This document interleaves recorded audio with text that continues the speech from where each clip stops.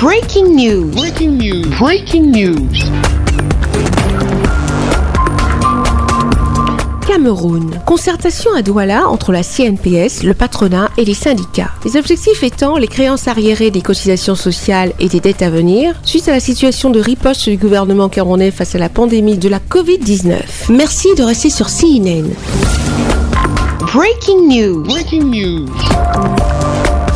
La capitale économique camerounaise Douala a abrité le jeudi 17 septembre 2020 pendant plusieurs heures d'horloge la cérémonie initiée par la CNPS pour concertation avec les organisations sociales, à savoir patronat et syndicats. Au nombre de 19 mesures du gouvernement camerounais visant à amortir le choc subi par les ménages et les entreprises suite aux restrictions liées à la lutte contre la Covid-19, nombre d'entre elles ont conduit au relèvement des prestations sociales, à l'exemple des pensions vieillesse évaluées à 15 milliards de francs CFA et au report de 15 milliards de francs CFA d'encaissement des cotisations sociales pour la période mai-juillet 2020, avec en prime non négligeable l'alourdissement des arriérés des cotisations sociales des employeurs. Le représentant des syndicats introduit par le maître des cérémonies a été le premier à prendre la parole.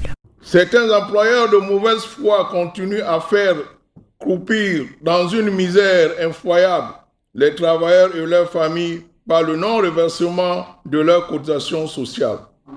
Comme le système social à la CNPS est contributif, ces travailleurs vont en retraite sans toucher leur pension vieillesse, leur allocution familiale. L'un des secteurs les plus gravement touchés est celui des collectivités territoriales décentralisées, CTD, où les employeurs, les magistrats municipaux se croient intouchables. Il y a quelques décennies, ils se recrutaient tous dans le parti au pouvoir, ce qui, pensaient-ils, leur conférait le pouvoir de marcher sur les lois. Sous le management de l'actuel directeur général, M. Noël Alain Olivier Mekulu-Wondo-Akame, a accordé pendant la période de recouvrement des facilités de paiement par le biais des rééchelonnements et remises gracieuses des majorations et pénalités. Je me rappelle des résolutions du conseil d'administration de la CNPS du 27 mai 2019 de rééchelonner le paiement des dettes aux entreprises. À titre d'illustration, une commune a vu sa dette de 97 712 322 francs CFA éclater en 96 tranches échelonnées en 8 ans. De nos jours, cette dette, au lieu de baisser, s'est plutôt multipliée par 4. La représentante du GICAM, l'un des groupements du patronat au Cameroun, lui a emboîté le pas. Très souvent, une entreprise va à la CNPS pour éditer, pour avoir son APS.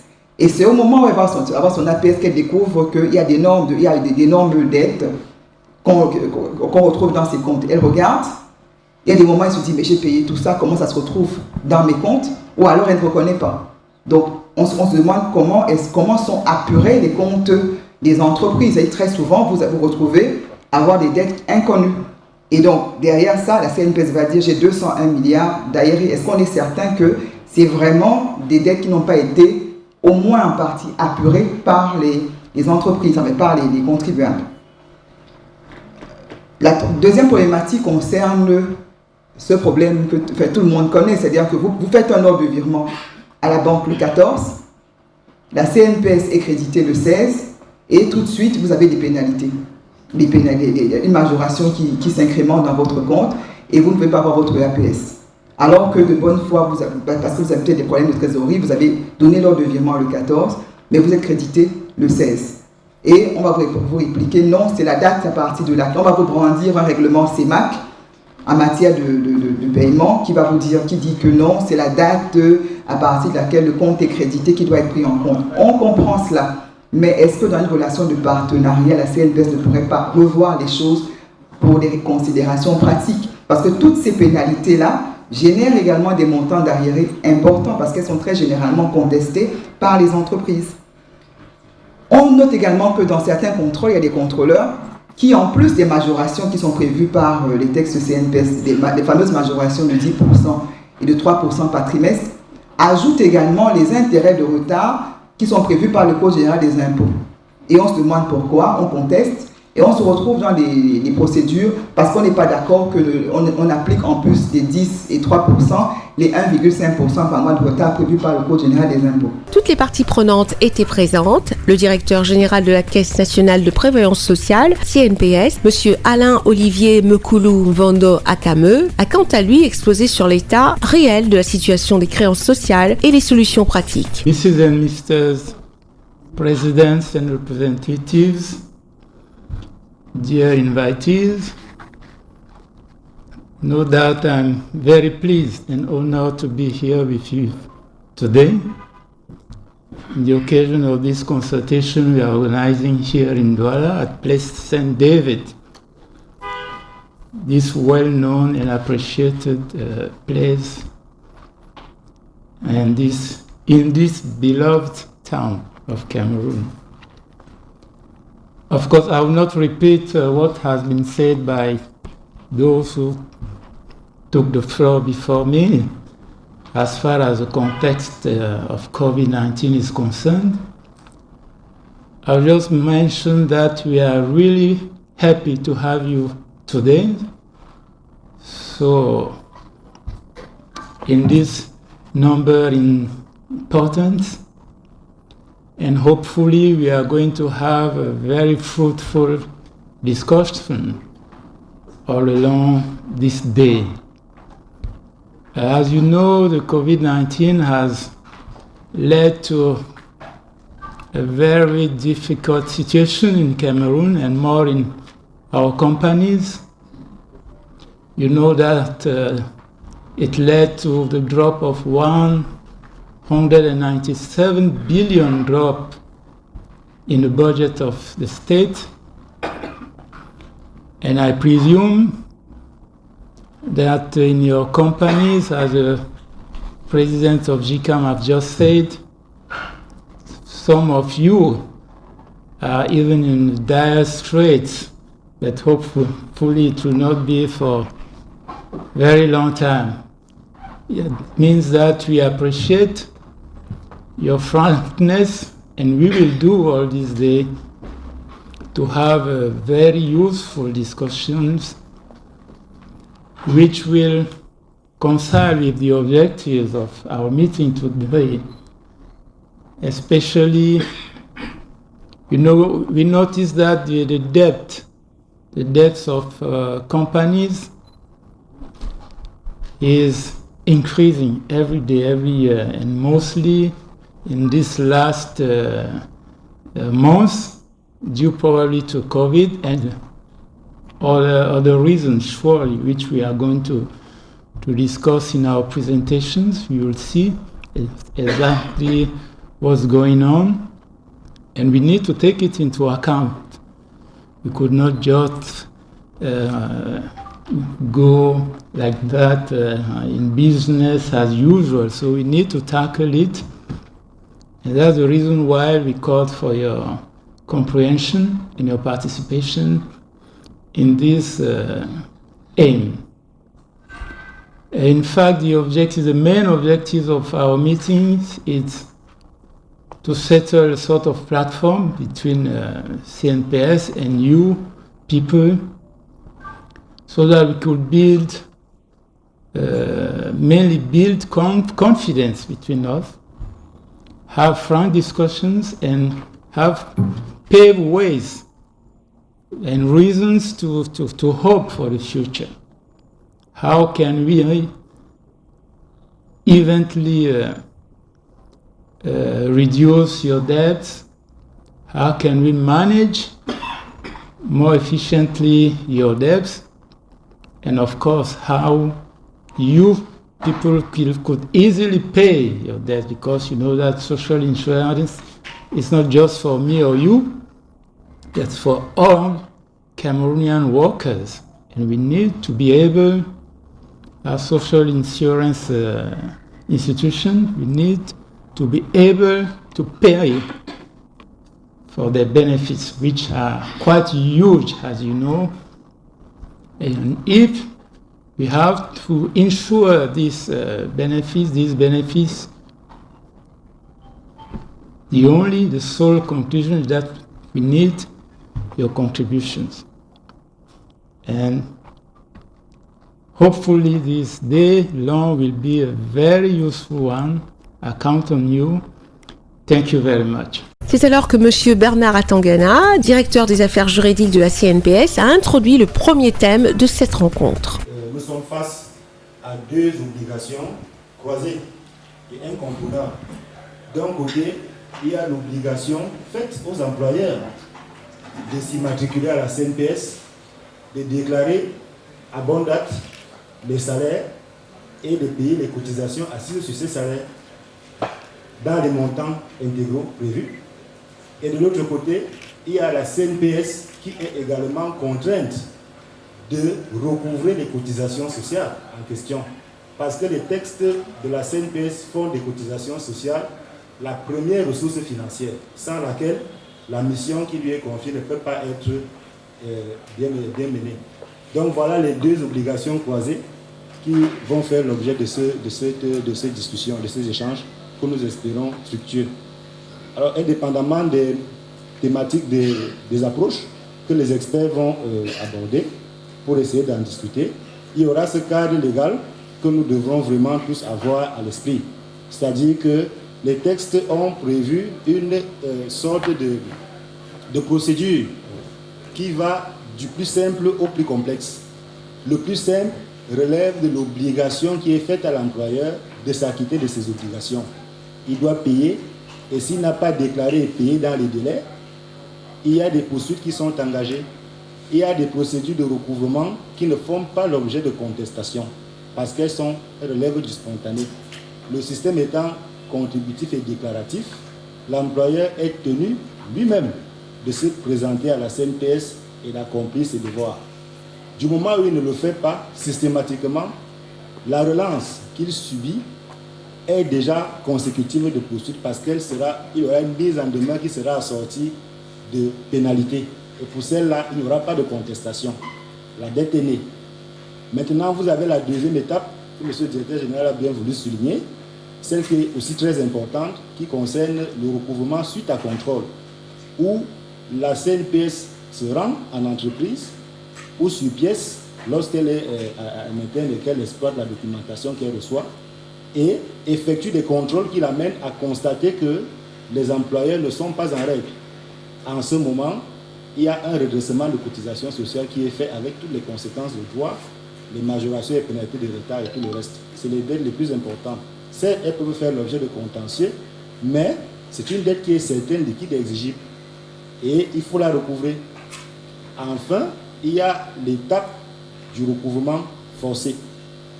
Et à ce moment, on a des procédures vraiment de désordre. On peut avoir des recouvrements non judiciaires où, comme M. le directeur général l'a rappelé, les employeurs proposent plusieurs solutions pour payer leurs dettes de cotisation sociale. Mais le cas le plus extrême, c'est le cas des poursuites judiciaires. Elles peuvent être pénales, comme elles peuvent être de droit commun ou OADA notamment. Mais il est vraiment important aussi de savoir que le statut d'établissement public de la CNPS fait que les cotisations sociales sont des deniers publics. Et donc, il y a l'article 184 du Code pénal qui peut s'appliquer à l'encontre d'un employeur qui retient par devers lui des cotisations sociales qui sont censées être reversées à la CNPS. Et en ce moment, en fonction des montants, ça peut être des tribunaux ordinaires, criminels comme le tribunal de grande instance ou le tribunal criminel spécial en fonction des montants. S'en est suivi la présentation du groupe patronal au Cameroun, le JICAM, par Mme Laure Joumessi Kemonier et M. Proté Ayangma pour le groupe ECAM. Les TPE et PME face au défi de la régularisation de la dette sociale. Tel est l'intitulé du thème qui m'a été confié ce matin. Alors, les éléments de contexte. Le deuxième recensement général des entreprises opéré par l'Institut national de la statistique dénombre 209 482 entreprises, dont 79,2% de TPE, 19,3% de PME, 1,3% de moyennes entreprises et 0,2% des grandes entreprises en 2019. Malgré leur grand nombre, les PME et les TPE ne représentent que 36% du PIB et en termes d'emploi, les TPE et PME représenteraient à elles seules 50% d'emplois, selon un document de la BAD sur l'environnement de l'investissement privé au Cameroun.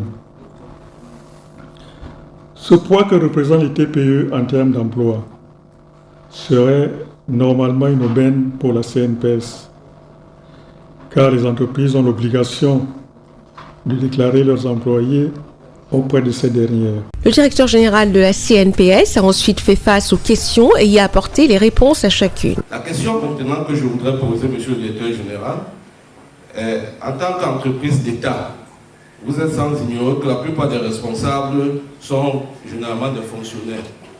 Et on peut y avoir des fonctionnaires en détachement. Lorsque la CNPS revient dans l'entreprise, et on vous dit, vous devez immatriculer même les fonctionnaires en détachement. Nous cherchons le test réglementaire depuis 3 ans. Nous n'avons pas ce test réglementaire, alors que nous savons que le décret de 74 nous parle de non-cumul de pension. Et on vous dit qu'il y a une lettre du directeur général de la CNPS qui stipule que les fonctionnaires en détachement, les directeurs généraux même en détachement, qui ont été nommés fonctionnaires, doivent être immatriculés à la CNPS. Prière de demander à vos collaborateurs, d'instruire vos collaborateurs de mettre ce test réglementaire à notre disposition. Merci. Ma question, en fait, ma remarque rejoint la première remarque du monsieur. Nous avons un véritable problème de continuité du service. Alors, en 2017, dans ce mois qu'on a eu des difficultés financières, nous avons payé des cotisations, mais en retard. On a eu un regressement et on a payé 20 millions en plus, en espérant que ce montant sera compensé. Nous avons encore payé 14 millions. Nous avons eu plusieurs séances de travail. Moi-même, j'ai eu plusieurs séances, dont je totalise aujourd'hui 5 séances de travail, avec des responsables de la CNPS. Aujourd'hui, j'ai une séance de travail avec un tel. Demain, une autre séance de travail. On a l'impression que le compte n'est toujours pas nettoyé. Ils nous disent allez à la comptabilité. On arrive à la comptabilité nous dit que non, c'est le juridique qui doit nous donner, qui doit nous demander de nettoyer. Et donc la dette cumule et les intérêts également. Jusqu'à présent, on n'a pas de réponse et notre compte, et nous devons toujours de l'argent à la CNPS. Donc nous aimerons être écoutés et y assister. Donc c'est... Je commence par ce dernier point qui semble problématique. Alors moi, je vous retourne une question. Si un fonctionnaire a un accident du travail dans votre entreprise, qui paye?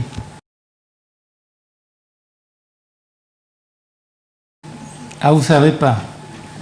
Ou il faut un texte pour ça? C'est la CNPS qui paye. Alors, est-ce qu'on va payer un accident du travail ou les allocations familiales si vous n'êtes pas immatriculé? La seule exemption, c'est le régime pension vieillesse, parce que les pensions vieillesse sont assurées par l'État. Mais les prestations familiales, les accidents du travail, les risques professionnels, c'est la CNPS. Vous avez compris? Je crois avoir vu déjà des échanges épistolaires de downstream un peu doux, amer. Bon. Mais je crois que le directeur technique qui est à côté là traite ce dossier, je crois, et qu'il y aura une solution pratique. Il y aura une solution. Je ne sais pas laquelle, je n'ai pas vu le fond du dossier, il faut les éléments, mais je crois qu'il a demandé les éléments au centre concerné. Mais, je répète, dès qu'il y a un conflit, une contestation, n'hésitez pas à saisir soit le directeur technique, soit le directeur général lui-même. Et vous aurez forcément la solution dans les jours qui suivent, forcément. Le thème 2, introduit par le directeur technique de la CNPS, M. Saibou Bagoura, ainsi que les interventions pour le JCAM de M. Alain Blaise Batongué, la présentation d'une centrale syndicale par M. Édouard Balomoc et ainsi boucler la deuxième séance de questions-réponses. Alors, nous voulons payer, mais il faudrait qu'on nous permette de payer. C'est-à-dire, le directeur général a dit nous sommes Bantou. Nous sommes effectivement les Bantous. Même dans nos cantines, nous protégeons nos membres en difficulté, qui étaient de bonne foi et qui sont devenus en difficulté et ne peuvent plus payer. Et comment on va les protéger? C'est qu'il faut qu'on nous permette de payer. Il y a un fameux document que nous appelons APS. J'ai souvent critiqué ce document. Vous êtes endetté, mais on écrit sur ce document, vous êtes à jour. Parce qu'on veut vous permettre d'aller faire des appels d'offres pour faire la trésorerie et payer tout le monde, y compris les cotisations. Il faudrait que nous, en sortant de cette phase, nous, on sait qu'il y a des entreprises en difficulté qui n'ont plus accès à ce document-là. Mais on leur demande de payer. Donc, dans nos sociétés, je n'ai pas ce document-là. Je me demande comment je peux faire l'appel d'offres sans ce document-là. On a des dettes, on connaît les raisons des dettes. On connaît les raisons des difficultés. Donc, il faudrait qu'en sortant dans cette salle, qu'on nous dise comment ces entreprises vont fonctionner pour payer leurs dettes avec ce fameux document que j'appelle APS. Je suis très heureux ici, ce jour, de participer à cet atelier de formation. Je tiens à remercier la CNPS aujourd'hui pour cette opportunité qui nous offre. Et je tiens particulièrement à remercier Monsieur le Directeur Général pour l'innovation du site Internet. Parce qu'aujourd'hui, chez Movis Cameroun, à travers le site Internet, nous avons eu cette chance-là de former tout le personnel à la création du compte individuel. Ça veut dire que chaque salarié chez Movis Cameroun peut simuler sa retraite et peut connaître le montant de sa pension et son allocation si possible. Maintenant, ma contribution, c'est d'améliorer la visibilité de ce site. Améliorer la visibilité de ce site en insérant une plateforme pour des associations, en insérant une plateforme pour le syndicat des travailleurs, pour les associations des managers RH, pour l'association des fiscalistes, qui permettent d'avoir les données à temps réel, statistiques des employeurs qui sont soit de bonne ou de mauvaise foi. À travers les statistiques, on peut connaître que tel employeur est de bonne foi ou de mauvaise foi. On peut connaître, analyser même son risque fiscal, son risque en termes de paiement des cotisations sociales. C'est ça ma contribution, je vous remercie. Merci très très rapidement parce que ce sera certainement approfondi pendant les discussions. Je veux dire, l'APS, ça signifie que vous êtes en règle. Si vous n'êtes pas en règle, vous ne pouvez pas avoir d'APS. Mais pour nous, dans l'aménagement des conditions de recevabilité ou de délivrance de ces APS, nous avons introduit la notion de moratoire de réchelonnement. Ça signifie que soit vous avez payé effectivement, soit vous bénéficiez d'un réchelonnement. Mais vous ne pouvez pas, là aussi, vous nous demandez de nous écarter de la loi, de dire que vous êtes endetté, mais qu'on dise que vous n'êtes pas endetté. Ce n'est pas possible. Ce n'est pas notre rôle. Notre rôle, c'est de dire vous êtes endetté ou vous n'êtes pas endetté. Mais on vous donne la possibilité d'avoir cet APS si vous avez un réchelonnement qu'il suffit de demander et de justifier. Nous vous l'accordons, c'est tout. Mais si vous restez sans demander un réchelonnement sans payer, ça veut dire que vous êtes de mauvaise foi. C'est la définition d'un employeur de mauvaise foi. C'est-à-dire ne veut pas payer, mais veut bénéficier de l'APS. Vous comprenez que nous ne pourrons pas. Nous vous aménageons des conditions, c'est-à-dire vous dites, on n'est pas payé par l'État, on a des problèmes. accordez-nous un moratoire, un réchèvement sur quelques mois, quelques années. Pendant ce temps, je négocie avec l'État pour être payé. Ça, nous vous l'accordons. Ne nous demandez pas d'attester que vous avez payé alors que ce n'est pas fait. Ça me donne aussi l'occasion de préciser que je ne peux pas faire de compensation sur les créances de l'État si l'État n'est pas d'accord. Moi, je suis d'accord a priori, mais il faut aussi, c'est tripartite, il faut que les trois parties soient d'accord. Vous êtes d'accord, je suis d'accord, maintenant, il faut que l'État soit d'accord, sinon ça pose un problème. C'est vrai que c'est une créance sur l'État. Une créance sur l'État, ça ne se gère pas comme une créance sur un privé. Il faut que l'État soit d'accord. Actuellement, nous avons engagé des démarches pour que cela soit possible. Mais je ne peux pas vous garantir ni que ça va aboutir nécessairement, ni que je peux déjà anticiper le résultat. Mais c'est une piste que nous avons déjà retenue. D'ailleurs, nous avons nous-mêmes saisi les hautes instances à cette fin. C'est alors que 4 ateliers se sont constitués, à savoir 2 par thème. Après 1 heure d'horloge d'âpres travaux en atelier et leur restitution, le directeur général de la CNPS, M. Alain-Olivier Mekulu-Mvondo Akame, a apporté des observations et la validation. Dans la discussion précédente, je crois qu'on a validé, on a donné les explications qu'il faut. Mais nous ferons tenir un rapport général dans tous les cas. En résumé de cette rencontre, on notera entre autres que ce report salutaire vient néanmoins davantage alourdir les arriérés de cotisations sociales des employeurs à hauteur de 197,8 milliards de francs CFA au 31 décembre 2020. Merci d'être sur CNN, la télévision autrement. Les programmes se poursuivent. Retrouvez en ligne toute l'info en continu sur C-Web Info, 100% info non-stop.